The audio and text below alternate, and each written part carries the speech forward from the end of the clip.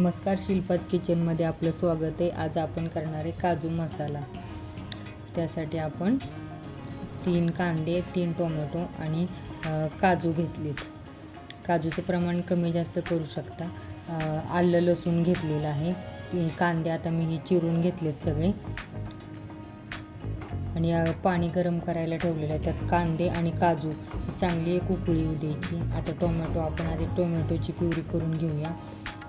आलं लसूण बारीक करून घ्यायचं आणि मग त्यातच आपण टोमॅटो बारीक करून घेणार आहे।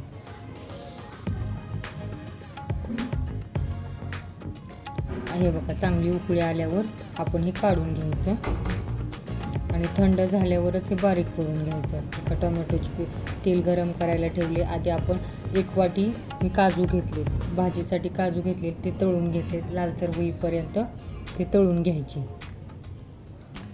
आणि आपण त्याच तेलात आता टोमॅटोची प्युरी आधी ही करून घेणार आहे। तेल सुटेपर्यंत चांगलं परतून घेणार आहे। हे बघा, असं तेल चांगलं सुटलं टोमॅटोच्या प्युरीला आणि आता आपण मसाले घेणार आहे। हे मी पनीर मसाला वापरला आहे, लाल तिखट, मीठ, धना पावडर आणि दूध घेतले। हा मसाला मी दुधात मिक्स करून टाकणार आहे।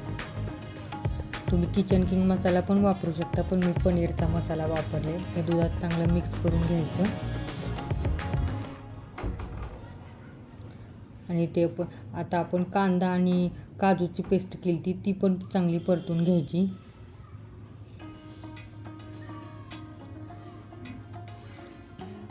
हे बघा, त्याला पण चांगलं असं तेल सुटेपर्यंत परतून घ्यायचं आणि मग आपण मगाशी दुधात भिजवलेला मसाला त्यात टाकून घ्यायचा आणि मग आता झाकण ठेवून त्याला तेल सुटेपर्यंत चांगलं असं परतून घ्यायचं।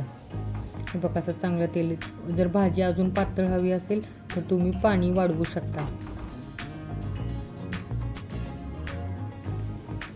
बघा, आणि आता ह्यात आपण तळलेले काजू टाकणार आहे। काजू टाकल्यावर मात्र भाजी 5च मिनटं फक्त झाकून ठेवायची।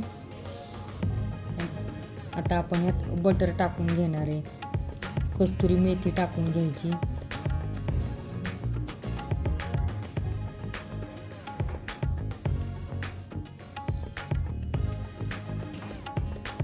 आणि हे बघा, ही आपली अशी भाजी तयार झालेली आहे आणि आपण आता शेवट कोथिंबीर टाकून घेणार आहे आणि आपली काजूची भाजी तयार झालेली आहे।